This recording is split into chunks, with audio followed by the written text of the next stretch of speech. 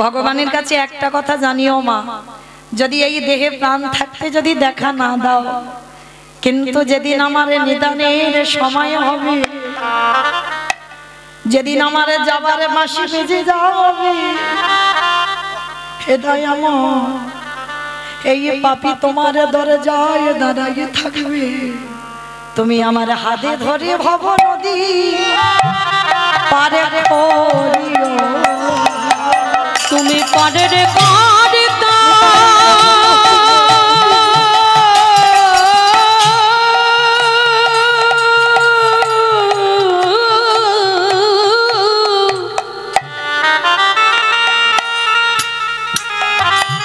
তুমি পারে করিতা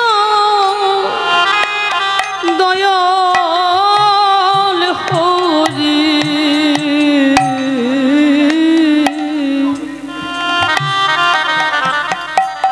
সেদিন হাতে ধরে পার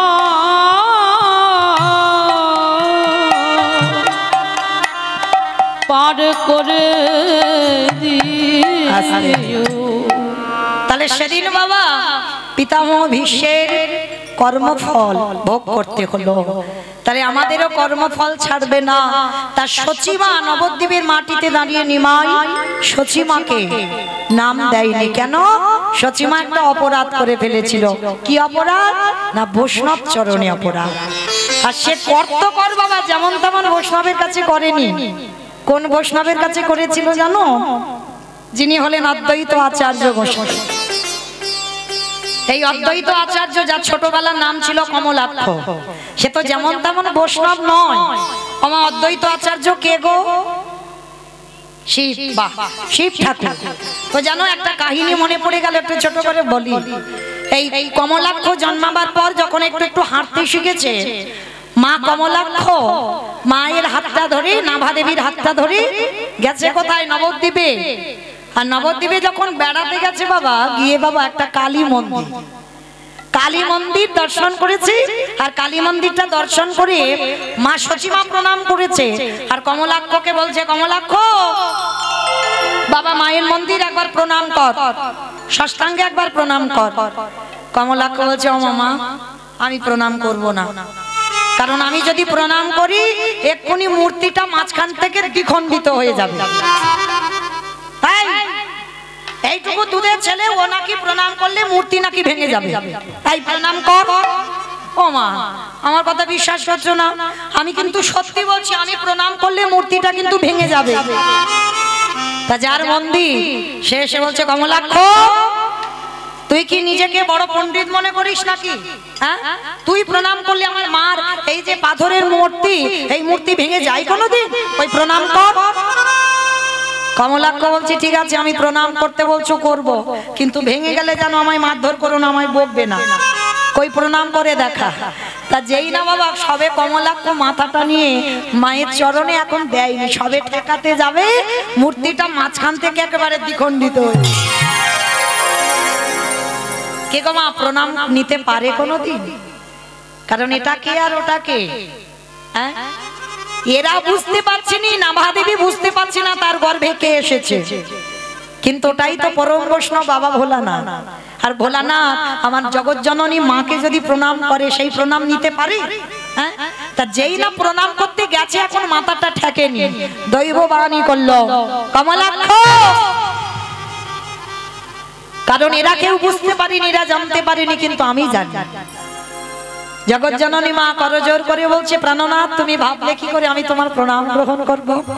তাহলে দেখো গিন্নি, আমার দোষ নয়, এদের কি করে বোঝাবো বলো? এরা তো বুঝতেই চাইলো না। আমি বললাম আমি প্রণাম করব না, কিন্তু এরা বুঝছে না। আমি বাধ্য হয়ে তোমার পায়ে মাথাটা ঠেকাতে গেলাম। তো আমি তো জানি তুমি নিতে পারবে না। তো সেই অদ্বৈত আচার্য, তার এতটা পাওয়ার, মানে এতটা ক্ষমতা, সেই অদ্বৈত আচার্যের কাছে সচিমা অপরাধ করেছিল। কি অপরাধ? সচিমার প্রথম তো 8টা মেয়ে হয়েছিল। নিমাই প্রথম গর্ভের ছেলে নয়, প্রথম 8টা মেয়ে হয়েছিল। তা যখনই 8টা মেয়ে হলো, অদ্বৈত আচার্য বুঝতে পারছে না কে ভগবান। মনে মনে সিদ্ধান্ত নিল আমি প্রণাম করব, আর আমার প্রণাম যদি এ গ্রহণ করতে পারে তাহলে আমার ভগবান। তা যেই না 8টা মেয়েকে প্রণাম করলো, একটা একটা মেয়ে সচিমার কোলে বসে চলে গেল। বড় ছেলে এলো, তাকে প্রণাম করলো। 16 বছর বয়স পর্যন্ত ছিল। 16 বছর বয়সে সন্ন্যাসী হয়ে চলে গেল বিশ্বরূপ। হরি বল। তারপরে দর্শন করবে নিমাই। আর নিমাই যেই না জন্মালো, প্রণাম আর করতে দেবে না সচিমা, ভয়। কারণ ওই অদ্বৈত প্রণাম করেছে বলে একটা মেয়ে মরেছে, বড় ছেলে চলে গেছে, আর আমি তো একে প্রণাম করতে দেব না। কিন্তু অদ্বৈত আচার্য শুধু মনে মনে ভাবছে কবে নিমাইকে প্রণাম করব। কারণ নিমাইকে প্রণাম করলে ও যদি গ্রহণ করতে পারে তাহলে জানবো ওই ভগবান। তা সবে মাত্র অদ্বৈত আচার্য নিমাইয়ের ঘরে আসছে প্রণাম করবে, সচিমা পিছন থেকে বলে উঠলেন, দাঁড়া, খবরদার, আমার ছেলেটার কাছে তুই যাবি না। কারণ তোকে সবাই বলে নবদ্বীপে তুই অদ্বৈত, কিন্তু আমি বলবো তুই অদ্বৈত নয়, তুই হলি দ্বৈত। হয়ে গেল মা বৈষ্ণব অপরাধ। এই যে একজন বৈষ্ণবকে দ্বৈতের সঙ্গে তুলনা করলো, তাতে হয়ে গেল বৈষ্ণব অপরাধ। মা জানলো না, বুঝলো না, ভিতরে অপরাধী হয়ে গেল। কিন্তু সেটা তো ভগবানের খাতাইতে লেখা রয়ে গেল। তো আজকে সেই অপরাধটা করে ফেলেছিল। নিতাই চাঁদ যখন মাকে শোনালো গল্পটা, মা বলল, বেশ, আমি অদ্বৈতের চরণ ধরে ক্ষমা চাইব। যেই না অদ্বৈতের চরণে গিয়ে পড়লো, অদ্বৈত বলছে, মা, ও মা, কি আমি তোমাকে মা বলে ডাকি। সন্তান যতই বড় হোক না কেন, মার কাছে নয়। মা, তুমি আমাকে দ্বৈত বলেছ, কিন্তু আমি যে দ্বৈত নয়, কারণ আমি ভগবান চিনব বলে প্রণাম করেছিলাম, এতে আমার দোষ নয়। তাহলে মা, আমি তোমাকে এমনি ক্ষমা করে দিলাম। আর যেই ক্ষমা করে দিল, সঙ্গে সঙ্গে নিমাই এসে, ভগবান তো বুঝতে পেরেছে মা বৈষ্ণব অপরাধ করেছিল, অপরাধ থেকে মুক্ত। এইবার মার কাছে এসে বলছে, মা, আর দেরি নয়, কই তোলো দেখি একবার আমার সঙ্গে হাত দুটো, সবাই দেখি একবার সন্ধ্যাবেলায় তোলেন একবার, প্রত্যেকে টুলুধ্বনি বলি, হরে কৃষ্ণ হরে কৃষ্ণ কৃষ্ণ কৃষ্ণ হরে হরে, বলে হরে রাম টুলুধ্বনি, হরে রাম রাম রাম হরে হরে। আজ যাই গোরা জীবের তরে, গায়ে গোরা জীবের তরে, গায়ে গোরা জীবের তরে, শ্রীনন্দের নন্দন শ্রীমধুসূদন, শ্রীনন্দের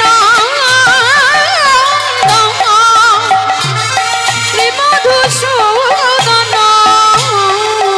মুরলি বাজাই নিকেতনে, গায়ে গোরা জীবের তরে, এবারে গায়ে গোরা জীবের তরে। কেহ বলে মুরবেতি রাবণ বধিলা, কেহ বলে কোন ব্যক্তি, আমার উলু বই, কেহ বলে মুরবেতি রাবণ বধিলা, কেহ বলে কোন ব্যক্তি, আমারে গোড়ারি গোড়া গোড়া গোড়া গোড়ারি,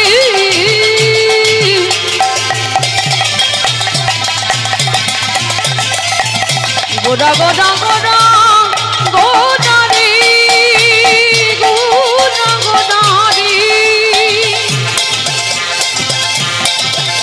ওই নদীয়ার চাঁদ গোড়া আমার আমার প্রাণে গোড়া, কেহ বলে পুনমিতে রাবণ বধিলা, আজি গোলকের বৈভব লীলা প্রকাশ করিলা, ওই গোলকের বৈভব লীলা প্রকাশ করিলা, এবারে গোলকের বৈভব লীলা প্রকাশ করিলা, শ্রী রাধারে ভাবে গোড়ায় অবতার, শ্রী রাধারে ভাবে গোড়া অবতার, শ্রীরাধারে ভাবে এবে গোটা অবতার ওই শ্রীরাধার ভাবে গোরা অবতার হরে কৃষ্ণ নামে গৌরে করিলা প্রচার ওই হরে কৃষ্ণ নাম গৌর করিলা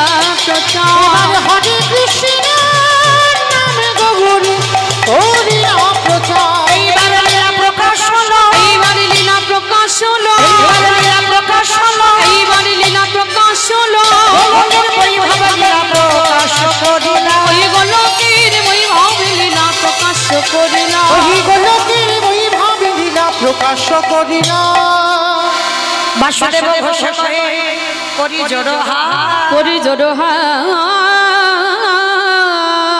ওগো জেগে গো সেই কৃষ্ণ সেই তো জগন্নাথ সেই তো জগন্নাথ আস্তে ভক্ত চরণে আমার একটা নিবেদন আপনারা জানেন অনেকক্ষণ তো হয়ে গেল আমার টাইমটা তো যাই হোক আমার সিরিয়াল দেখো তো বাহ আচ্ছা যারা যারা সিরিয়াল দেখো আমার তো আর সময় হয় না কতক্ষণ হয় গো সিরিয়াল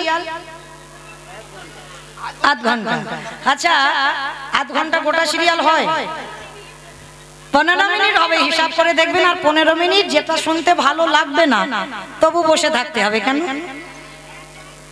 ওই অ্যাডভার্টাইজটাই ইচ্ছা নয় ভালো লাগে কি অ্যাডভার্টাইজ ভালো লাগে না কিন্তু থাকতে হবে কেন সিরিয়ালটা জমে উঠেছে ওইটার জন্য দেখতে হবে তো এতক্ষণ যে কীর্তন হবে 10 মিনিট তো একটু অ্যাডভার্টাইজ দিতে হবে তাই না 10 মিনিট বেছে নিতে হবে ইচ্ছা না থাকলেও বসে থাকতে হবে 10 মিনিট কেমন তো আপনারা জানেন এই রায়নগরের হরিবাসর বহুদিনের হরিবাসর এসেছিলাম 2-3 বছর আগে সে বছর খুব বৃষ্টি হয়েছিল সে বছরই আসা হয়েছিল তো যাই হোক আবার এসেছি আমার প্রভুর ইচ্ছাতে আমার দাদা ভাইরা এনেছেন তো যাই হোক তো এই হরিবাসরটা ভিক্ষারি হরিবাসর ভিক্ষা করেই আমাদের এই হরিবাসরটা গড়ে তোলা তো যেহেতু আপনাদের কাছের মানুষ আমি প্রথমে বলেছি আমি আপনাদের কীর্তনিয়া নয় আপনাদের কাছেরই মানুষ তাই আপনাদের চরণে নিবেদন আমার দাদা ভাইরা দিদি ভাই আমার বাবারা ভাইরা যাচ্ছেন যার যেমন সামর্থ্য যার যেমন ক্ষমতা আছে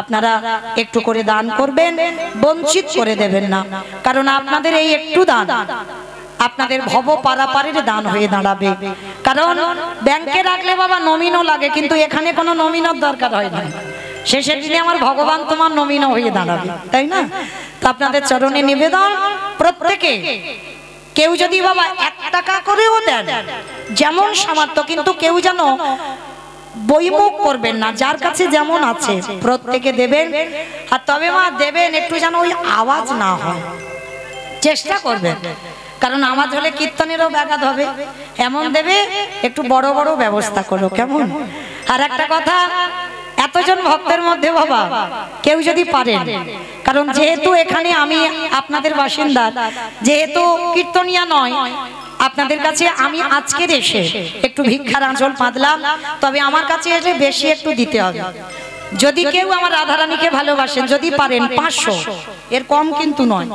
আমার কাছে আসতে গেলে একটু বেশি হবে কারণ এই যে ভাইয়েরা ইউটিউব করছে না ওরা 2 দিন পরে তো ছাড়বে 2 দিন পরে দেখবে রায়নগরে আমি কীর্তন গাইছি তোরা তো ছাড়বেই তো যাই হোক সবসময় দেখে বেশ তো যাই হোক আমার এই ভাইরা সব আছে প্রত্যেকে ওরা ছাড়বে তো তখন যারা আমার কাছে অন্তত 500 টাকা গোবিন্দ সেবার জন্য আমার জন্য নয় আমার গোবিন্দ সেবার জন্য রাধারানীর সেবার জন্য যদি একজন ভক্ত থাকেন তো অন্তত আমার ভিক্ষার আঁচলে একটু 500 টাকা দিয়ে যাবে তো মায়েরা এখন অনেক টাকার ব্যাপার তো একটু ভাবতে দিলাম 7:30 পর্যন্ত আমি আছি কেমন একটু ভাবো ভাবতে ভাবতে আমি আঁচলটা পাতলাম যদি একজন ভক্ত থাকেন অন্তত 500 টাকা আমার রাধারানীর সেবার জন্য অন্তত দিয়ে যাবে এইটুকু আপনাদের চরণে আমার নিবেদন অন্তত আমার সঙ্গে সঙ্গেও আপনাদের যে আসবে তার নাম অন্তত সারা ভারতের লোক ভারতের বাইরের লোক অন্তত জানো আছো এসো অন্তত না এখন আসতে হবে এখন আসতে হবে বেশ আমার সবাই আমার খুব কাছে, এরা যারা যারা ইউটিউব করছে মা, আমার একটা এদের কাছে আবদার ছিল, একটু বলি আপনাদের কাছে। অন্যান্য কীর্তনিয়ারা অনেক অর্থ চায় ওদের কাছ থেকে, কিন্তু আমার প্রভু তো চালিয়ে দিচ্ছে, অসুবিধা নাই। আমি চাই ওদের চ্যানেলগুলো চলুক, ওদের সংসারও চলুক, কিন্তু ওদের কাছে আমার একটা দাবি ছিল। কি দাবি জানো? এই কয়েকদিন আসরে বহরমপুর আসরে কীর্তনে গেছি, পালন করছো করছো বেশ। তো যাই হোক, সেখানে যারা যারা ইউটিউব পড়েছিল তাদেরকে আমি একটা আদেশ দিয়েছি, অনেকে হয়তো দেখেছেন। আমি বলেছি যারা যারা আমার কীর্তন তুলতে আসবে তাদেরকে একাদশীর উপবাস করতে হবে, মাসে 2টো করে একাদশী ওদের পালন করতে হবে, তারপরে আমার কীর্তন তুলবে। আর যারা একাদশী করবে না তারা কিন্তু আমার কীর্তন তুলবে না, এটা আমার ওদের আদেশ দেওয়া ছিল। তো শুরু করেছে বাবা, অনেক অনেক ভাই করছে। তো যারা যারা এখনো এই কথাটা, আমার এই প্রচারটা যায়নি, তাদের উদ্দেশ্যে বলছি, যারা যারা আমার ইউটিউবে করবেন, আমার কোনো দাবি নয়, আমার একটাই দাবি, তোমরা একাদশীর উপবাস করো। তো যাই হোক, কি নাম ভাই? রাজু মন্ডল, এআর কীর্তন। ও ভাই ইউটিউবিতে তো আমাদের কীর্তন ছাড়ে, বহু জায়গায় যায়। তো আমার রাধারানী সেবার জন্য 500 টাকা আজকে দিয়েছেন। আপনারা ওর চ্যানেলটা সাবস্ক্রাইবার করবেন, অন্তত কীর্তন শুনবেন, কারণ ওদেরও সংসার চলবে। আপনাদের একটা একটা করে সাবস্ক্রাইবারে আমি আশীর্বাদ করলাম, ও যেন বড় হয়, এইভাবে যেন আমার রাধারানী সেবায় কিছু দিতে পারে। নিতাই গৌর প্রেমানন্দে হরি বল। রাধে। আমার রাধারানী কেমন ইচ্ছা দেখো পূরণ হয়ে গেল। আমার 1000 টাকা হবে না? দেখেছো আমার কত, আমায় ভালোবাসেন, আমার রাধারানীর ভালোবাসা। তবে আমারে বাবা কি জানো নাম, ধনপতি নাকি? ধনপতি, বেশ কাছে এসো। আমার খুব আদরে ধনপতি বাবা, তো অনেক জায়গায় কীর্তন দেয়। তো যাই হোক, আমার খুব স্নেহ করে, আমাকে মেয়ে বলে ডাকে। তো আজকে তিনি আমার রাধারানী সেবার জন্য 500 টাকা দিয়েছেন। আশীর্বাদ করবেন প্রত্যেকে, যেন এইভাবে হরি কথা কীর্তন কথা শুনতে শুনতে যেন একদিন ভব নদী পার হয়ে যেতে পারে। নিতাই গৌর প্রেমানন্দে হরি বল। দেখেছো মা, এই হলো আমার রাধারানীর কৃপা। আমি একটা চেয়েছি, 2টো চাইনি। চেয়েছি কি? তাহলে 2টো চলে এলো। এবার যদি একজন ভক্ত কেউ পারে, মানে এই যে ছাড় 2টো এলো, এবার একসঙ্গে কেউ যদি পারেন 1000 টাকা দিলে আর বলবো না, মা কালীর দিব্যি বলছি, 1000 টাকা দিলে আর বলবো না, এবারটা শেষ। প্রথমে বলেছি আমার জন্য নয়, আমার রাধারানীর সেবার জন্য, কারণ আমার কমিটি দাদারা রোজ ভিক্ষা করে, আমি একদিন ভিক্ষা করছি, ওই জন্য একটু বেশি বেশি চাইছি। তো যাই হোক, মায়েরা 7:30 পর্যন্ত আমি দিলাম সময়, একটু ভেবে 1000 টাকা দিলে আমি আর বলবো না, সত্যি বলছি। কেউ অন্তত আসবেন 1000 টাকা দেওয়ার জন্য। তো চলেন, আজকের আমরা এবার যাব মধুমাস্ত ধাম, বৃন্দাবন ধাম। অমাইরা, তাহলে আমাদের অ্যাডভার্টাইজ হয়ে গেল। চলো, আবার যেমন ছিলাম তেমন সেখানে যাই।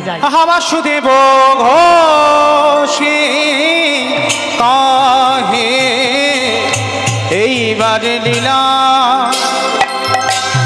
প্রকাশ হলো।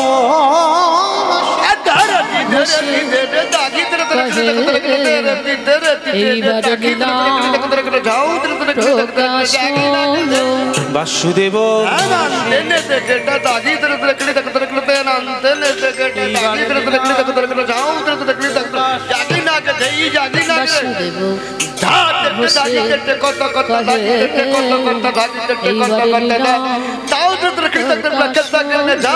বাসুদেব ঘোষে কহে এইবার লীলা প্রকাশ হলো। বাসুদেব হরি বল হরি বল হরি বল। বাসুদেব ঘোষে কহে এইবার লীলার প্রকাশ হলো। বাসুদেব ঘোষে কহে এইবার লীলার প্রকাশ হলো রে। বাসুদেব ঘোষে কহে। যারা ধীরে চলুন, এবার আমরা সবাই চলে যাব বৃন্দাবন। তো মাইরা একবার সবাই দেখি বলেন তো, গৌর সুন্দর কি ধ্বনিটা হলো কি? এটাও জয়, এটা জয় নয়, একটু প্রেম সে জয় দাও। এত জোরে জয় দেবে, কত দূর শোনা যাবে? নদী পেরিয়ে কুমড়োহাটি, বৃন্দাবন, বাহ, মানে মনে স্পিড আছে, জোর আছে, যাবে। আচ্ছা বেশ, কই দেখি আমার নিতাই চাঁদ গৌরচাঁদের মতো সবাই হাতটা তোলো তো দেখি। সবাই আমার দাদা ভাই দিদি ভাইরা যারা চেয়ারে বসেছেন সবাই প্রত্যেকে চরণ ধরে নিবেদন, একসঙ্গে প্রত্যেকে বলবো। ও মা, পিছনটা ধসে গেল কেন? এই ধসা রোগটা ভালো নয়, তোলো থেকে সবাই একসঙ্গে বলেন, গৌর সুন্দর কি জয়, নবদ্বীপের ধামে কি জয়, সচির নন্দন কি জয়, বিষ্ণুপ্রিয়া কি জয়, নিতাই চাঁদ কি জয়, ভক্তবৃন্দ কি জয়, হরিবাসর ধাম কি জয়, সাধু গুরু বৈষ্ণব কি জয়, আপন আপন গুরুচরণ কি, কমিটি ভাই সব কি জয়, হরিনাম যজ্ঞ কি জয়, আজকের আনন্দ কি জয়, নিতাই গৌর প্রেমানন্দে হরি বল। বাহ, আমার হাতটা একটু ব্যথা হলো না, কিন্তু একটা ব্যায়াম হয়ে গেল সন্ধ্যেবেলা। চলো এবার একটা ভজন করতে করতে যাই, কেমন? কই একটু উলুধ্বনি দাও। সুরধুনির কিনারায় সোনার নুপুর দিয়া পায়ে নাচে নাগরি গো সুন্দর গৌরাঙ্গ রায়। ওই সুরধনির কিনারায় সোনার নুপুর দিয়া পায় নাচে নাগরি গো সুন্দর গৌরাঙ্গ রায়। আহা সুরধনির কিনারায় সোনার নুপুর দিয়া পায় নাচে নাগরি গো সুন্দর গৌরাঙ্গ রায়। ওই সুরধনির কিনারায় সোনার নুপুর দিয়া পায় নাচে নাগরি গো সুন্দর গৌরাঙ্গ রায়। নাচে সুন্দর নাচে সুন্দর নাচে সুন্দর গৌরাঙ্গ রায় নাগরি গো সুন্দর গৌরাঙ্গ রায়। ওই সুরধনির কিনারায় সোনার নুপুর দিয়া পায় নাচে নাগরি গো সুন্দর গৌরাঙ্গ রায়। আহা সুন্দর কপালে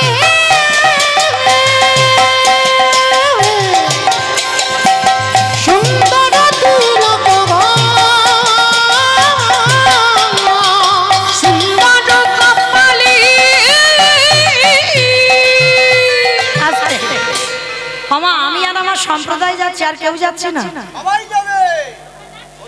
যাচ্ছ? বাহ, তো যারা যারা যাচ্ছে কই হাত দুটো বার তোলো। আর একবার মা কালী দিব্যি, আর বলবো না, এইবারটা শেষ। সবাই দেখি একবার হাত তুলে একসঙ্গে তালে তালে করো, তালি কেমন? আহা সুন্দর কপালে সুন্দর তিলক সুন্দর কপালে সুন্দর তিলক আহা সুন্দর খান আহা সুন্দর খান নবলি গায় নাগরি গো সুন্দর গৌরাঙ্গ রায়।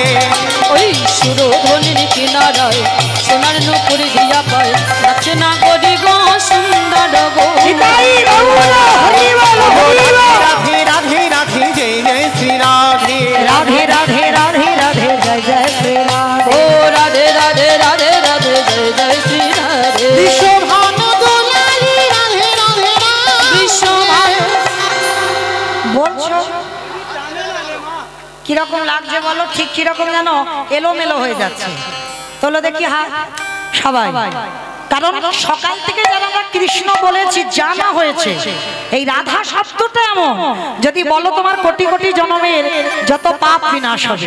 সবাই রাধে রাধে রাধে রাধে জয় জয় শ্রী রাধে।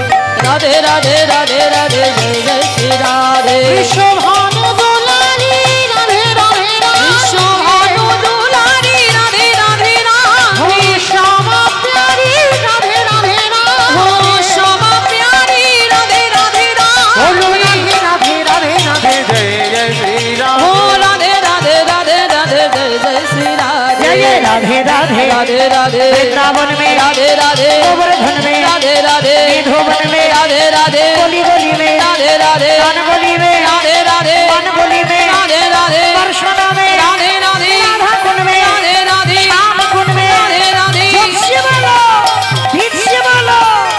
काले वन में राधे राधे कमल वन में राधे राधे मूषा गाँव में राधे राधे प्रेम से बोलो राधे राधे भाव से बोलो राधे राधे जोर से बोलो राधे राधे आके बिहारी राधे राधे राधे राधे जय जय श्री राधे राधे राधे राधे राधे जय जय श्री राधे बोलो जय जय श्री राधे जय जय श्री राधे बोलो जय जय श्री राधे जय श्री राधे बोलो जय जय श्री राधे जय जय श्री जय श्री राधे प्रेम से बोलो राधा रानी की जय আমার জয়টা ঠিক হলো হলো না ঠিক ঠিক হলো না এ যা জয় হলো আমাদের স্টেশন যাই নাই আর একটু জোরে দিতে হবে আচ্ছা মা তোমাদের রায়নগরে শাশুড়ি বৌমাতে ঝগড়া টগড়া হয় তো হয় না এইটা আমার বিশ্বাস হলো না আমি তো এখানের মানুষ রে বাবা হয় অন্য জেলায় যদি একটু কম হয় আমাদের জেলায় বেশি হয় হরি বল তো মায়েরা শাশুড়ি বৌমাতে ঝগড়া হলে যে গলাটা বার হয় একটু বের করো তো দেখি সবাই গলাটা ছেড়ে বলবে কেমন বলো রাধা রানী কি জয় তার মানে ঝগড়া হয় বৃন্দাবনেশ্বরী কি জয় যমুনা মাইয়া কি জয় নন্দগাম কি জয় উচারাম কি জয় বর্ষানব কি জয় ভক্তবৃন্দ কি জয় হরিবাসর ধাম কি জয় সাধু গুরু বৈষ্ণব কি জয় আপন আপন গুরু চরণ কি জয় কমিটি ভাই সব কি জয় হরিনাম যজ্ঞ কি জয় আজকের আনন্দ কি জয় নিতাই গৌর প্রেমানন্দ হরি তবে চলেন আজকের আমরা সবাই আমার ইচ্ছা নয় আমার এক ভক্ত একটু অনুরোধ করেছে তো তার ইচ্ছাতেই ইচ্ছাই হোক লীলা সদন হবে ভক্ত সবরই উদ্ধার তো বাবা লীলাপালা তো সবার জানা ভগবান তো নতুন করে আর কিছু করেনি তো শাস্ত্র কথা দিয়ে একটা লীলা দাঁড় করাতে হয় আর এই ঘটনা তো আপনারা জানেন শুনতে গেলে আমাদের ত্রেতা যুগ যেতে হবে রঘুপতি রামচন্দ্রের ঘটনা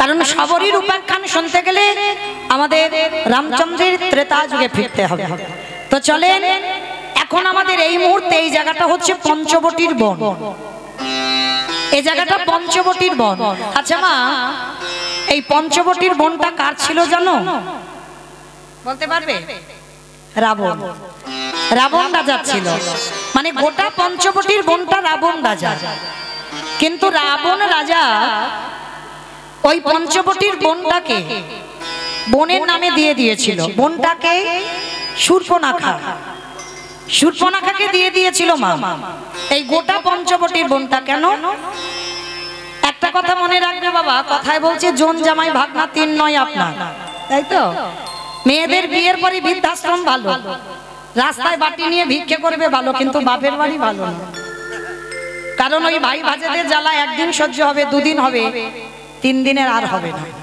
তার থেকে ভিক্ষা করে খাওয়া ভালো কিন্তু মেয়েদের বিয়ের পরে বাপের বাড়িটা আর নয় ও যে যতই বলুক না কেন একদিন দুদিন থাকার মতে পারে বাবা তোমার লাতি জামটা খেতেই হবে তার থেকে দরকার নেই রাস্তায় যাবো ভালো তো আজকে লক্ষ্য করেন শূর্পণখা বিয়ের পর বাসর ঘরে খিদে পেয়েছে স্বামীকে গিলে খেয়ে ফেলেছে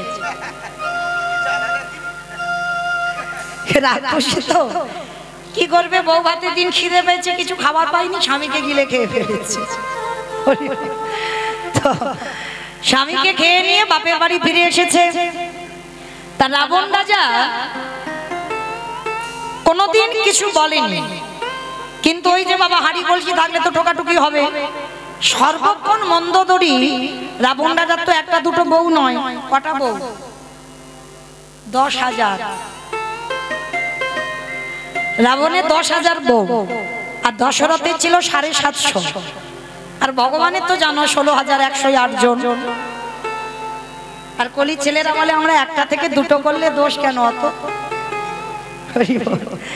বাবা এদের পাওয়ার ছিল ক্ষমতা ছিল এদের নাই ভগবান একটা কথা বলেছে আমি যেটা করছি তোমরা করো না খবরদার তোমাদের সেই সামর্থ্য নেই কারণ আমি যেটা করছি করো না আমি যেটা বলছি সেটা শোনো তো আজকে লক্ষ্য করে দেখে সেই সর্বক্ষণ মন্দোদরীর সঙ্গে ঝগড়াঝাটি হতো বলে তো একদিন রাবণ রাজা সিদ্ধান্ত নিল এদের ঝগড়া থামাতে গেলে আমার বোনকে আলাদা একটা জায়গা দিতে হবে। শোন বোন, আজকে থেকে তুই আমার বাড়িতে খাওয়া দাওয়া করিস না, তোর আমি কিছু সম্পত্তি লিখে দিচ্ছি, সেখানে যারা যারা আসবে তুই ধরে ধরে খাবি। অমাইরা আমাদের মতো রান্না বান্না করে না খেলে তো চলে যাবে, রাক্ষসী তো, ও কাঁচা কাঁচা জিনিসও খেতে পারবে। তো পঞ্চবটির বোনটা খাতা কলমে লিখে দিল শূর্পণখার নাম। তাই পঞ্চবটির বনে বাবা যারা যারা আসে, পশু পাখি কীট পতঙ্গ মানব দানব খেচর খেচড়ি যারা যারা আসে ধরে ধরে খায়। তা অনেক দিন ধরে শুধু এই পশু পাখির মাংস খাচ্ছে। হঠাৎ আজকের একটা ঘটনা ঘটেছে। কি ঘটনা জানো মা? একটা নাকে মানুষ মানুষ গন্ধ ঢুকছে। ভালো করে শুনবেন মা, এটা বড় তত্ত্বের লীলা, তো একটু এক মন থেকে দু মন হলে বুঝতে পারবেন না। হ্যাঁ, সম্পূর্ণ তত্ত্ব মিশ্রিত। তাইবার নাকে যেই না মানুষ মানুষ গন্ধ ঢুকছে, আর সেই ছোটবেলায় গল্প শুনেছিলাম না ঠাকুমাদের কাছে, বলে হাউ মাউ কাউ মানুষের গন্ধ পাও, মানে রাক্ষসদের নাকে নাকি মানুষ এলে গন্ধ পায়। তা শূর্পণখা মনে মনে ভাবছে, যা বাবা, এই বনে তো সব সময় পশু পাখির মাংস খেয়েছে, কিন্তু মানুষের গন্ধ তো কোনোদিন পাইনি, হঠাৎ মানুষ মানুষ গন্ধ আসছে কেন? যাই হোক, যাই অনেকদিন পরে মানুষ পেয়েছি, একটু মেরে মাংস করে খাবো। মনে আনন্দ, আর আনন্দটা নিয়ে বাবা মনে মনে ভাবছো, বাবা আমার তো এই রাক্ষসী চেহারা, এই দেখে যদি মানুষ ভয়ে পালায় তাহলে কি করব? সুন্দর একটা রূপবতী নারী হয়েছে, মানে রূপ লাবণ্যময়ী, মানে যদি কোনো পুরুষ চোখে চোখ দেয় আর ফেরাতে পারবে না, এমন সুন্দর রূপবতী হয়েছে। আর ওই রূপটা ধরে এক পা দুপা করে যাচ্ছে যেখান থেকে মানুষ মানুষ গন্ধটা আসছে, আর গিয়ে পর তো পর লক্ষ্যটা পড়েছে সবার প্রথমে যেখান থেকে ওই মানুষের গন্ধটা আসছে তার চরণের দিকে। আমার সে চরণটা দেখে সে খাওয়ার কথা ভুলে গেছে। চরণটা দেখে বলছে, ওরে বাবা, যদি একটা দিন ওই মানুষকে আমি আমার করে পেতাম তাহলে বোধহয় আমার নারী জনম ধন্য হতো। এই জায়গাটা মনে রাখবেন বাবা, নারী কিন্তু ভোগের নয়, নারী সাধনা, নারী আরাধনা, নারী ভজনে। যে যেমন ভাবে নেবে তার কাছে তেমন। কেউ যদি মনে করে নারী শুধু ভোগ করবো ভোগের জন্য, তার কাছে নারী সারা জীবন ভোগে। আর কেউ যদি মনে করে নারী সাধনা, তাদের সাধনার জায়গা রেখে নারী চারণ সাধনা করে ভগবানের পাওয়া যায়। পেয়েছিল চণ্ডী ঠাকুর রামের চরণ ভজন করে, পেয়েছিল বিল্লমঙ্গল পতিতা চিন্তামণির চরণ সেবা করি, পেয়েছিল জয়দেব গোস্বামী মা পদ্মাবতীর চরণ সেবা করি। মনে রেখো, নারী সাধনা, নারী আরাধনা। অসুরদের অত্যাচারে দেবতারা স্বর্গ ছাড়ে, দশভুজা দুর্গা যদি দশাতে না সামলাতো তাহলে বাবা দেবতাদের দেবত্ব যেত কোথা? ভালো করে ভাবেন, দেবতাদের তেজ দিয়ে নারী সৃষ্টি করেছিল, পুরুষ নয়। আর অসুর নিধন নারী করেছিল। নারী দুর্বল নয়। কেউ যদি মনে করে নারী দুর্বল, তার কাছে দুর্বল। নারী যদি ঠিক ঠিক দাঁড়ায়, সেও দশভুজা হয়ে শক্তি হয়ে দাঁড়াতে পারে। তো আজকে শূর্পণখা মনে মনে ভাবলো, ওই পুরুষটাকে যদি একটা রাত আমি আমার করে পাই, ভোগ করার জন্য নয়, ওই চরণ দুটো আমি একটা রাত সেবা করতে চাই। আর আমার ভগবান তো একটু ভালোবাসার কাঙ্গাল, যে চাই তারে চাই, যে না চাই না চাই। বলে তুমি যখন চেয়েছো রাক্ষসী, আমি তো তোমায় চাইবো। এইবার প্রথম লক্ষ্যটা চরণে পড়েছে। চরণ থেকে ধীরে ধীরে বাবা কোটি দেশ, এটাই শিক্ষা। প্রথমে বলেছি বাবা সম্পূর্ণ তত্ত্ব মিশ্রিত। এই যে আপনারা যখন মন্দিরে ভগবানকে দর্শন করেন, ভগবানকে দর্শন করার সময় বলেন তো ভগবানের কোন জায়গাটা আগে দেখেন? ওই দেখো, বলে প্রসাদের থালাটা আগে দেখে, বলে সন্দেশগুলো দিলাম ঠিক ঠিক আছে তো? কারণ ভগবান জীবনের ডালার দিকে দেখে না। কারণ অনেক অনেক ভক্তরা আছে বাবা গুনে গুনে সন্দেশ দেয়, এইটা আমার জন্য, এটা আমার স্বামীর জন্য, এটা আমার ছেলের, এটা মেয়ের, এটা শ্বশুর, এটা শাশুড়ি। ভগবান দেখে না, ও বাবা ওদের তো হিসেবের জিনিস, এতে তো আমি নেই, তাহলে আমি খাবো কেন? ভগবান জীবনে ডালা দেখে না। ভক্ত যারা দেবেন, ভক্ত যারা যাবেন ভগবানকে দর্শন করতে, মনে রাখবেন দেখলে হবে না, সবার প্রথমে ভগবানের চরণ আগে দর্শন করতে হবে। চরণ দেখবার পর কোটি দেশ দর্শন করতে হবে কোমর, তারপরেই তুমি ভগবানের বদন দর্শন করতে পারবে। যেটা শূর্পণখা আজকে শিক্ষা দিয়েছে, দেখে চরণ, কোটি দেশ, এইবার বদন। আর বদনের দিকে তাকিয়ে আর কিচ্ছু মনে নেই, সব শূন্য হয়ে গেছে। সে যে খাবে সে ভুলে গেছে। ভগবান গিয়ে চোখের কাছে দাঁড়িয়ে বলছে, এই যে যেই না ডেকেছে, স্পর্শ করেছে, এই যে কি দেখছ মন করে। সরাসরি ভালোবাসার কথা, কোনো মোবাইল নয়, কোনো ফেসবুক নয়, কোনো হোয়াটসঅ্যাপ নয়, কোনো চিঠিও নয়, একেবারে সরাসরি রামচন্দ্রকে বলছে, এই যে আমি তোমায় ভালোবাসি, তোমায় বিয়ে করব, করবে বিয়ে? রামচন্দ্র মনে মনে ভাবছে, মেয়ে সাহস দেখেছো, মানে কোনো সখী টকির দ্বারা খবর নয়, সরাসরি নিজে বিয়ে করবে, নিজে বলছে। তা ভগবানও তো চালাক কম নয়। ভগবান বলছে, হায় হায় হায় হায়, আমার কি দুর্ভাগ্য গো। বলে কেন, তোমার আবার কি হয়েছে? বলে কি করবো বলো, যদি তোমার সঙ্গে দুদিন আগে আমার দেখা হতো, তাহলে কি আমি জনক রাজার মেয়ে জানকীকে বিয়ে করতাম?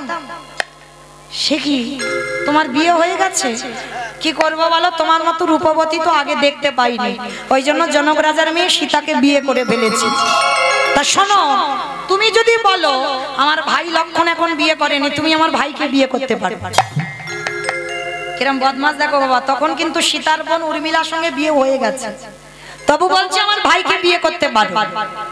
তা শূর্পণখা মনে মনে ভাবছে, ভালোবাসলাম ওর দাদাকে, বিয়ে করবো ওর ভাইকে, তবু রাজি হব কেন? কারণ রামচন্দ্রকে নিয়ে তো ভোগ করার ইচ্ছা নয়।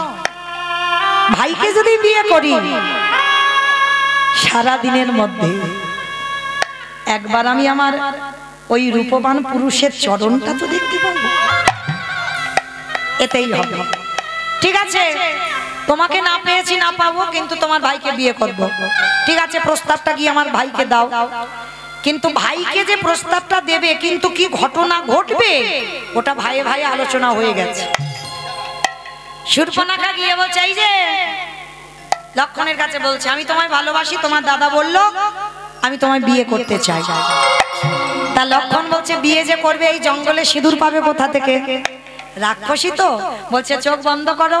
লক্ষণ চোখটা বন্ধ করেছে, একটা হাত এমন বের করেছে, মন্দোদরীর ঘর থেকে সিঁদুর চলে এসেছে।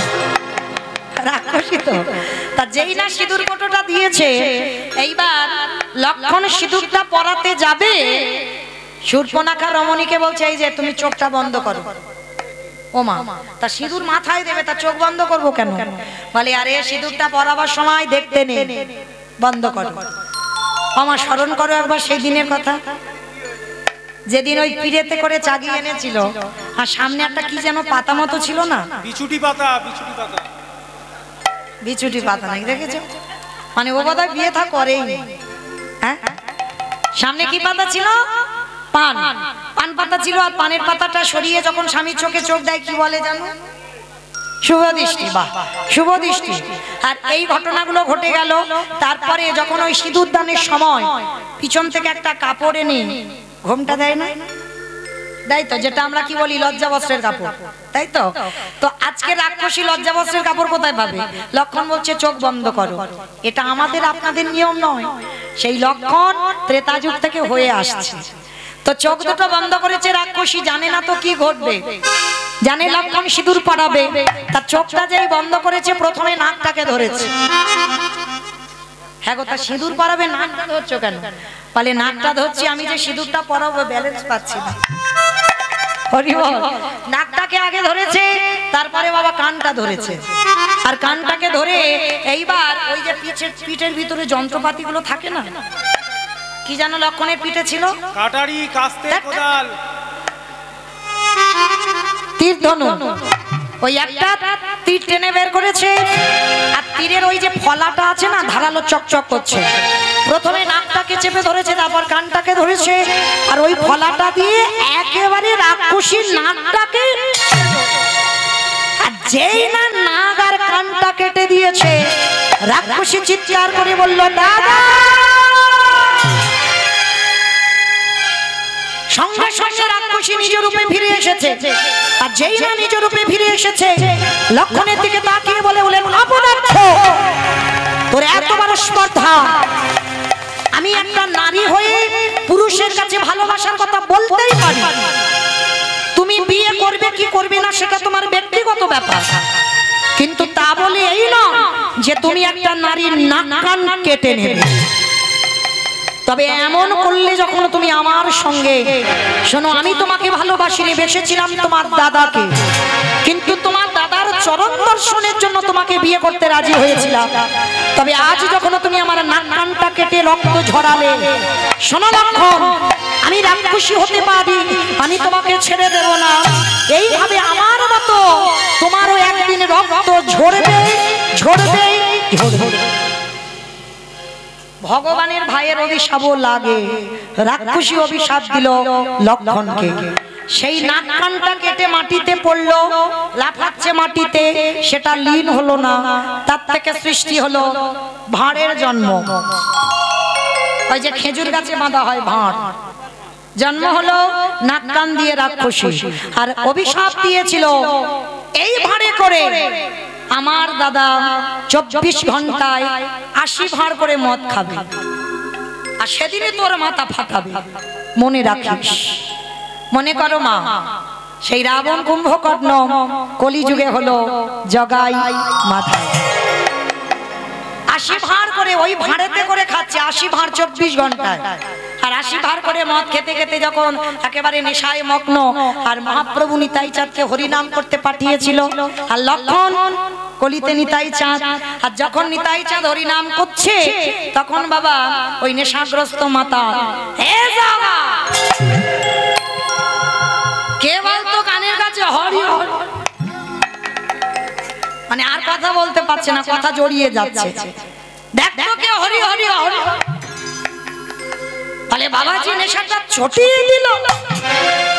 এইবার নিতাই চাঁদ তবু এসে বলছে, ভাই নেশা করো যাই করো, একবার কৃষ্ণ বলো, একবার হরি বলো।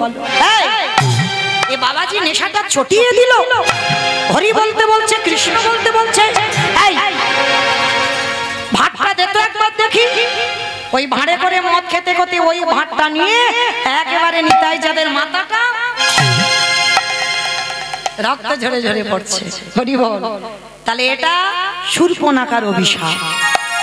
কিন্তু এইখানে আমাদের একটা প্রশ্ন রয়ে যায়, একটা নারী পুরুষকে ভালোবাসার কথা বলতেই পারে মা, এতে কোনো অসুবিধা নাই, পাবো নাই, তুমি বিয়ে করবে না করবে সেটা তুমি বলতে পারতে, কিন্তু একটা নারীর নাক কানটা কেটে নেওয়ার স্পর্ধা তোমার দিল কে?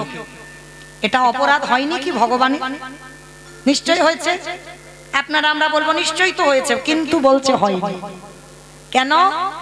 প্রথমেই বলেছি বাবা লীলাতে এসেই, কর্মফল কাউরে ছাড়ি না।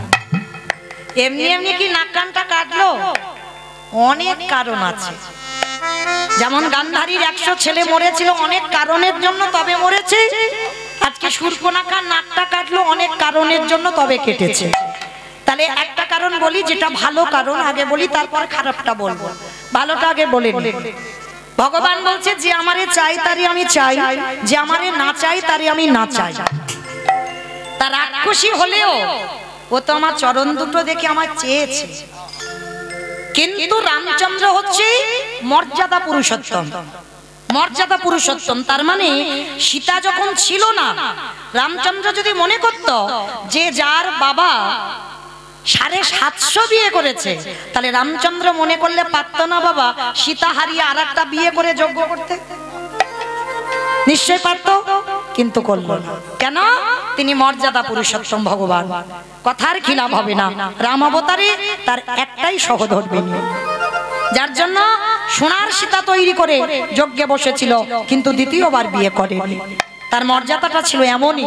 তো সেই রঘুপতি রামচন্দ্র তো আজকে শূর্পণখা রাক্ষসী হলেও চরণটা দেখে তো বলেছিল ওই পুরুষটাকে যদি একটা রাত আমি আমার করে পেতাম। অন্তর দিয়ে বলেছিল বাবা, কোনো ছেলে খেলা নয়, অন্তর দিয়ে হৃদয় দিয়ে বলেছিল একটা রাত যেন ওই পুরুষটাকে আমি পাই। ভগবান বলেছিল তথাস্তু, আমি রাম এ যুগে পারবো না, এ দেহে পারবো না, এর পরের জন্মে আমি তোমাকে আমার করে নেব। তবে একটা দিন নয়, একটা রাত নয়, আমি 12 বছর তোমার কাছে বন্দী থাকবো। মানে এক যুগ, ভাবতে পারছো? একটা রাতের জন্য ভক্ত চাইলো, ভগবান 12 বছর, এক যুগ হয়ে গেল ভক্তের। সেই শূর্পণখা পরের জন্মে হয়েছিল কুব্জা। কুব্জা যারা গ্রন্থ পড়বেন দেখবেন পরের জন্মে কুব্জা হয়েছে। কিন্তু নাক কানটা কাটলো কেন? তার একটাই কারণ। এখানে বাবা আমরা এই ডায়মন্ড হারবার এলাকার মানুষ আমরা জানি, গ্রহণ যখন লাগে, সূর্যগ্রহণ বলো চন্দ্রগ্রহণ, আমরা যখন জানতে পারি তখন হাঁড়িতে যদি অন্ন থাকে, অন্ন সেবা করি, ফেলে দেয়। জলের কলসিতে যদি জল থাকে ফেলে দেয়। আলমারিতে যদি টাকা থাকে ওটাও ফেলে দেয়। ওটাই গ্রহণ লাগে। হ্যাঁ বেশ, গ্রহণ কোথাও লাগবে না, অন্ন ফেলতে হবে না, জল ফেলতে হবে না, কিছু ফেলতে হবে না। গ্রহণের আগে যদি একটা তুলসী পত্র নিয়ে দিয়ে দাও তাহলে কোথাও তো গ্রহণ লাগবে না। তাহলে আচ্ছা বাবা, হঠাৎ করে গ্রহণের খবরটা এলো কেন? এটাই তত্ত্ব, তলিয়ে ভাবতে হবে। এই গ্রহণের কথা বললাম একটাই কারণ, নাক কানটা কেটে রামচন্দ্র দুটো জায়গায় তুলসী দিয়ে দিল। কেন? কারোর যেন নজর আর না পড়ে। কি গো, ও তো চেয়েছিল আমাকে, আমি হতে পারবো না রাম অবতারে, তার জন্য নাকটা কেটে নেব, কান কেটে নেব। কারণ ও পরবর্তী দিনে যদি কোনো পুরুষের দিকে তাকায়, সে দেখেই বলবে ও বাবা, ও তো নাক নেই কান নেই, আর ওকে বিয়ে করা যাবে না। ভগবান নাক কানটা নিয়ে সারা জীবন ভগবান বুকিং করে আমার করে রেখে দিয়ে, ও যেন জীবনে কারণ না হয়। রাম অবতারে আমি ওকে গ্রহণ করতে পারবো না, কিন্তু ও যেন আর কারণ না হয়, আর কেউ যেন ওই নারীকে আর গ্রহণ না করে, তার জন্য নাক কানটা কেটে নিল। এটা কারণ, এটা ভালো কারণ। আর খারাপ কারণটা কি? এই শূর্পণখা নাম্নী এক অপ্সরা ছিল।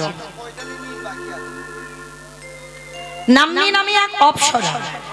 এই অপ্সরা, শোনেন বাবা, এই অপ্সরা কি করেছিল? একদিন দুর্বাসা মুনি গিয়েছিল ইন্দ্রের নৃত্য সভায়। তা যখন গিয়েছিল, নাম্নী অপ্সরা নৃত্য করত, খুব রূপবতী। আর যারা নর্তকী হয় তাদের গায়ে কত সুবাস। আর যারা যোগী পুরুষ সাধন ভজন করে, জটা ভালো পোশাক নয়, হ্যাঁ, স্নান টান ঠিক হয় না, মানে কেমন মতো দেখতে, দুর্গন্ধ, অনেকদিন স্নান হয় না, জটা থাকে। তো নাম্নী অপ্সরা যেই না দুর্বাসায় এসেছে, না কি গন্ধ বার হচ্ছে গো লোকটার গায়ে থেকে, নাকটা চেপে ধরেছে। দুর্বাসা যেমন তেমন ব্যক্তি নয়, অনুসবার সন্তান। ব্রহ্মা বিষ্ণু মহেশ্বর সন্তান রূপে অনুসবার গর্ভে এসেছে, দ্বিতীয় কলেবর হয়ে, তাই না? আজকে সেই দুর্বাসা তিনি হচ্ছেন পরম বৈষ্ণব বাবা ভোলানাথ। ভোলানাথের একটা অংশ, সতী অনুসবার সন্তান হয়ে এসেছে। তো এইবার যেই না নাকটা চেপে ধরেছে, নাম্নী অপ্সরা দুর্বাসা রেগে গেছে। অপদার্থ, তুই জানিস আমি দুর্বাসার নাম নিয়েছি কেন? আমি দুর্বার হাসকে আমি প্রাণ ধারণ করি, আর তুই কিনা আমাকে দেখে নাক চেপে ধরলি। কথাগুলো বলছে, তা সাধুর বাক্য শুনবে না বলে নাম্নী অপ্সরা কানে আঙুল দিয়েছে, শুনবো না। কি ভুলভাল বলে যাচ্ছে, আমি শুনবো ওই বাবাজির কথা? কানে আঙুল দিয়েছে। দুর্বাসা রেগে গিয়ে বললেন, পাপিষ্ঠা নারী, তুই আমার সামনে দাঁড়িয়ে তোর এমন আচরণ, তুই নাক ধরলি আমাকে দেখে, আমি তোকে অভিশাপ দিলাম, যেমন আমাকে দেখে নাক ধরলি, কান ধরলি, আমি তোকে অভিশাপ দিলাম, কোনো না কোনো জন্মে এই নাক কান তোর ছেদন হবে হবে। এটা খারাপের কারণ। তাহলে বাবা সেই ভগবান আমার করে নিল, রামচন্দ্র হয়ে লক্ষণের দ্বারা, নিজে অন্যায় করেনি, লক্ষণের দ্বারা নাক কানটা কেটে আমার করে নিল। পরের জন্মে কুবজা হলো, কুবজার ঘরে একটা দিন চাইলো বলে 12 বছর কাটালো। সেই কুবজা ভগবানের চরণ সেবা করতে করতে বলেছিল, প্রভু 12 বছর তোমার সেবা করলাম, কিন্তু আমার একটা আশা রয়ে গেল। কি আশা? তোমার যত লীলা বৃন্দাবনে যা যা করেছো আমার তো কিছু জানা হলো না। আমার খুব ইচ্ছা ছিল তোমার মুখ থেকে তোমার বৃন্দাবনের লীলা কিছু শুনবো। তখন ভগবান হেসে বলেছিল, কুবজা এখন আমি বলতে পারবো না, তবে আমি বলবো, তোমাকে শোনাবো। কবে? আগত কলিযুগে, যেদিন আমি কৃষ্ণ নয়, যেদিনই আমি ওই কলিযুগে গৌরী অবতারে যাব, আর 24 বছর বয়সে সন্ন্যাস নেব, 48 বছর বয়সে দেহ সম্বরণ করব, কিন্তু আমার অন্তিম লীলা হবে জগন্নাথ লীলা। পুরী ধাম, জগন্নাথ ধাম, ওটা হবে আমার শেষ অবস্থান। আর ওই অন্তিম সময় আমার যে জায়গাটা বেছে নেব গম্ভীরা। কি বাবা গম্ভীরা গেছো? কতজন গেছো? ওই হাতটা তোলো। এই কজন? আচ্ছা, পুরীতে ঢেউ খেয়েছো কজন? হাতটা তোলো। ওই দেখো অবস্থা দেখেছো? তাহলে পুরীতে ঢেউ খেয়েছো, কিন্তু আমার মহাপ্রভু যেটা অন্তিম সময়ে অবস্থান করত, আজও সেখান থেকে একটা প্রদীপ জ্বলিয়ে আসছে, আজও সচিমার কাঁথা পাঠানো, সেগুলো দর্শন করবে না? হ্যাঁ, করতে হবে। যেটাকে বলছি রাধাকান্ত মঠ। এতদিন পরে বাবা, এই আগের বছরে গিয়ে দেখলাম সবে সংস্কার হচ্ছে। কারণ লক্ষ্য করবেন বাবা, নতুন নতুন জিনিস যেখানে হচ্ছে দেখবেন, ওই গুপ্ত বৃন্দাবন কত ভিড়, ভিড় নয় যারা গেছেন পুরীতে, কিন্তু যেটা আসল জায়গা সেখানে কিন্তু কোনো ভিড় নেই। এই বছর সবে গেলাম বাবা, সংস্কার হচ্ছে, মানে ভাঙাচোরা দেয়াল ছিল, সবে সংস্কার হচ্ছে অনেক বছর পর। তো যাই হোক, যারা যাবেন অবশ্যই এইগুলো দর্শন করবেন। তো রাধাকান্ত মঠ, সেখানে 3.5 জন ভক্ত, স্বরূপ দামোদর, রায় রামানন্দ আর শিখি মাইতি। আর শিখি মাইতির একটা বোন ছিল মাধবী দাসী, 60 বছরের বৃদ্ধা নারী। 3.5 হাত জায়গাতে মহাপ্রভু বসে হরি নাম করত, বৃন্দাবনের যত যত লীলা শ্রবণ করাতো। আর এই জায়গাটা কার ছিল? যিনি সুর্পণখা, যিনি কুবজা, তিনি কলিযুগে আর নারী নয়, পুরুষ, যার নাম হলো, যে জায়গাটা কাশীনাথ মিশ্র। কাশীনাথ মিশ্রের উদ্যানস্থ বটিকা যেটা হচ্ছে গম্ভীরা, তাহলে ওই কুবজা হয়েছে কাশীনাথ মিশ্র। তাহলে বাবা বোঝা গেল। তো চলেন, আজকে এই জায়গাটা হচ্ছে পঞ্চবটির বন। এই পঞ্চবটির বনে একাধারে থাকতো কে? হীরা চণ্ডাল আর মা মোহিনী বাস করতেন। বহুদিন তাদের সন্তান সন্ততি হয়নি। ভগবানের কাছে বসে বসে কাঁদছে, দয়াময় তোমার সেবার জন্য আমার একটা সন্তান সন্ততি দাও। বলো না কেন আমারে কেউ মা বাবা না, আমি কেঁদে কেঁদে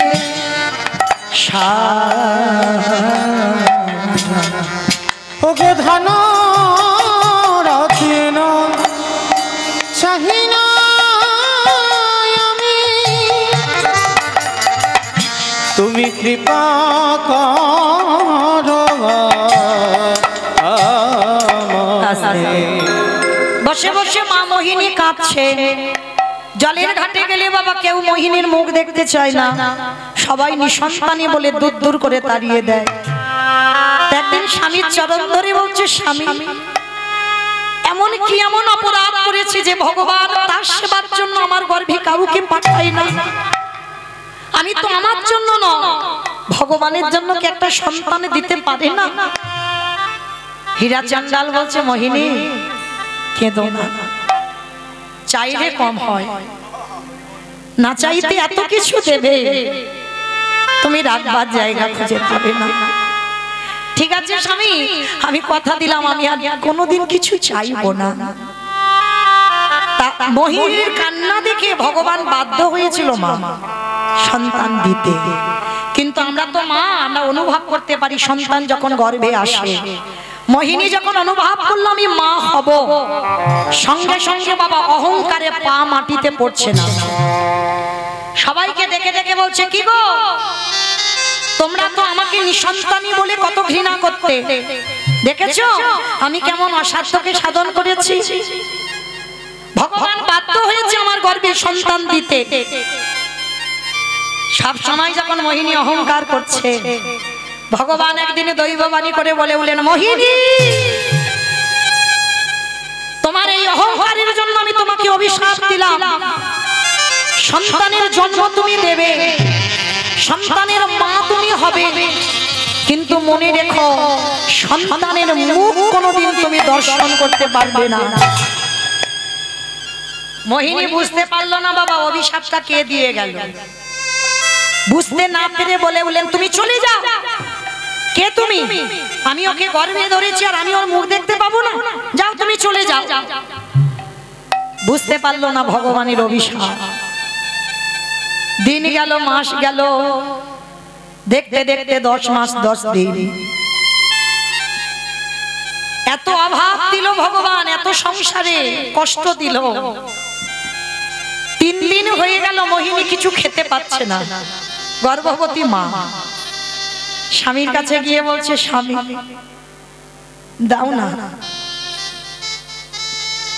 বড্ড খিদে পেয়েছে। 3 দিন হয়ে গেল কিছু খেতে পাইনি, কিছু খাবার এনে দেবে? মোহিনী ঠিক আছে, তুমি এখন ভালো আছো তো, তুমি তাহলে ঘরে থাকো, আমি একটু দেখি কার কাছ থেকে কিছু পাই কিনা। ছুটে গেল নগরে।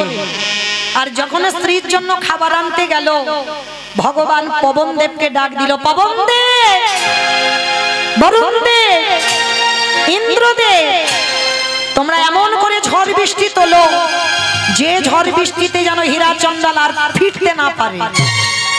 তবে দেখবে আমার ভক্তের অঙ্গে যেন আঘাত না লাগে। সঙ্গে সঙ্গে বাবা পরিষ্কার আকাশ মেঘাচ্ছন্ন হয়ে গেল, মুহুর মুহুর বর্ষপাত, ঝড় বৃষ্টি উঠেছে। আর হীরা চন্ডাল যা চাল ডাল পেয়েছে, এত বৃষ্টি আর ফিরতে পারছে না, একটা গাছের তলায় দাঁড়িয়ে আছে। আর এদিকে প্রসব যন্ত্রণা শুরু হলো, কেউ নেই, অসহ্য যন্ত্রণাময়। মোহিনী যন্ত্রণায় ছটফট করছে আর কাঁদছে, কেউ কি নেই? আমার স্বামী গেছে আমার জন্য খাবার আনতে, কেউ তো একজন আমার কাছে এসো, আমি যে বড় কষ্টে আছি। ভগবানের অভিশাপ মিথ্যা হবে না। ওই যন্ত্রণায় কাতর হয়ে ছটফট করে কাঁদতে কাঁদতে একটা ফুটফুটে কন্যা সন্তানের জন্ম দিল। মেয়েটার জন্ম হলো ভগবানের দৈববাণী মতো, মেয়েটার মুখ দর্শন হলো না। জন্ম দিয়েই মোহিনী চিরজনমের মতো চলে গেল। হীরা চন্ডাল জানে না। আর যেই না স্ত্রী মরে গেল, মেয়েটার জন্ম দিয়ে আকাশে ঝড় বৃষ্টি সব থেমে গেল। হীরা চন্ডাল মনে মনে ভাবছে, কি এক্ষুনি এত ঝড় বৃষ্টি হচ্ছিল, সব থেমে গেল কি করে? ঠিক আছে, তাড়াতাড়ি করে ওই চাল ডালটা নিয়ে ছুটতে ছুটতে আসছে। তাল পাতার দরজা তো, ডাকছে, মোহিনী, মোহিনী, বাড়িতে আছো? তোমাকে তো রেখে গেলাম, ভালো সাড়া দিচ্ছ না কেন? তালপাতার পুরে ঘর যেই না ধাক্কা দিয়েছে, খুলে গেছে। গিয়ে দেখে না মা আমার শয়নে আছে, পাশে একটা ছোট্ট ফুটফুটে কন্যা সন্তান খেলছে। হীরা চন্ডাল কোনোদিন তো বাবা বলা ধন দেখেনি। মেয়েটাকে তাড়াতাড়ি করে বুকে তুলে নিয়েছে। নিয়ে বলছে ও মোহিনী, মোহিনী তুমি বলেছিলে না তোমার একটা কন্যা সন্তান হবে, দেখো ঠিক তোমার মতো দেখতে হয়েছে, তুমি একবার তাকিয়ে দেখো আমার দিকে। কিন্তু তুমি তো কোনোদিন এত ঘুমিয়ে থাকো না, চুপচাপ আছো কেন মোহিনী? যেই না অঙ্গটা স্পর্শ করছে, অনেকক্ষণ আগে প্রাণটা চলে গেছে, দেহটা শীতল, নাসিকায় হাত দিয়ে দেখছে নিঃশ্বাস পড়ছে না। যখনই নিঃশ্বাস পড়ছে না, মেয়েটাকে বুকে নিয়ে ডাক দিল মোহিনী, মোহিনী। এটা তুমি কি করে পারলে? আমি সন্তান চেয়েছিলাম, আমি চেয়েছিলাম বটে, কিন্তু একবারও তো ভগবানের কাছে বলিনি আমার সব কেড়ে নিয়ে তুমি সন্তান দাও। সব যদি কেড়ে নেবে, কে বলেছিল আমাকে এমন সুখের সংসারের মুখ দেখাতে? কে বলেছিল তোমাকে আমার এই সুখের সংসার দিতে? দয়া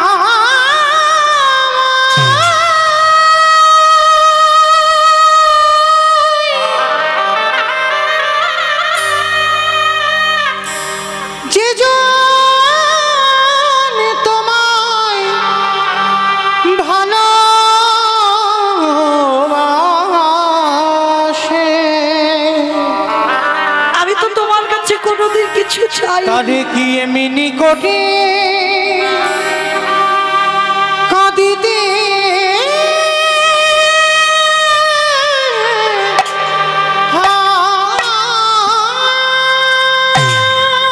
ফিরিয়ে দাও তুমি আমার সুখের সংসার। আমি সুখের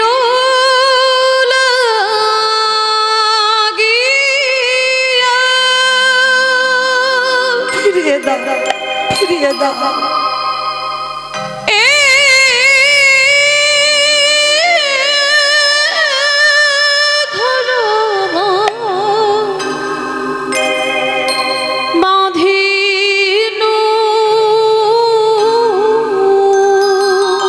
কিসের জন্য তুমি আমার সব অন্ধকার করে দিলে?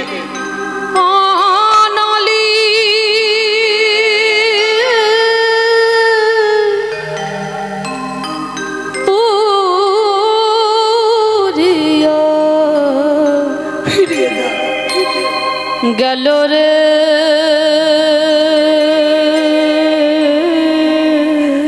আমি তো তোমার কাছে রাত সুখ কোনোদিন কিছু চাইনি, কিছু চাইনি। অনলে পুরিয়া গেল। কিসের জন্য কেড়ে নিয়েছো? ফিরিয়ে দাও। ওই একদিনের বাচ্চাকে আমি কি করে বাঁচাবো? ও কি খাবে তুমি বলে দাও।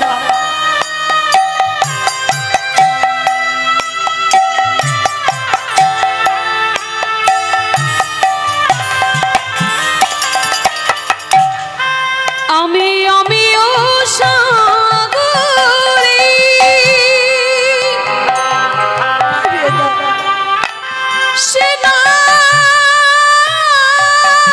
স্নান করিতে আমিও সাগরে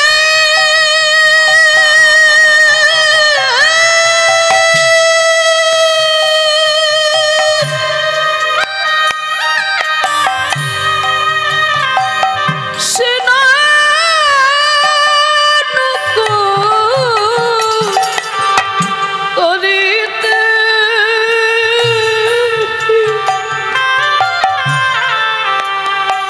দেখো সকলি গড়ল ভেল রে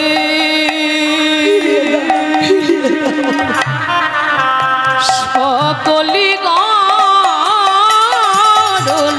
ভেল।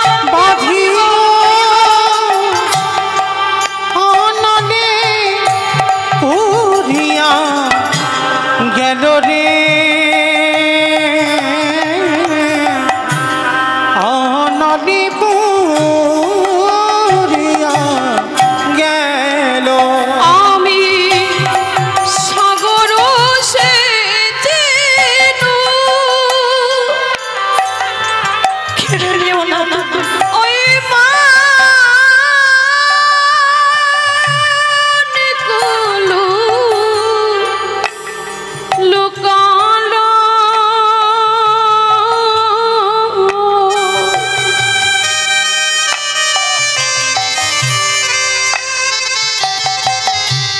এই অভাগিনী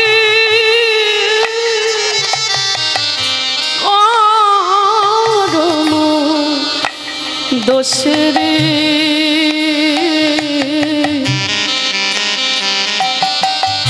এই অভাগিনীর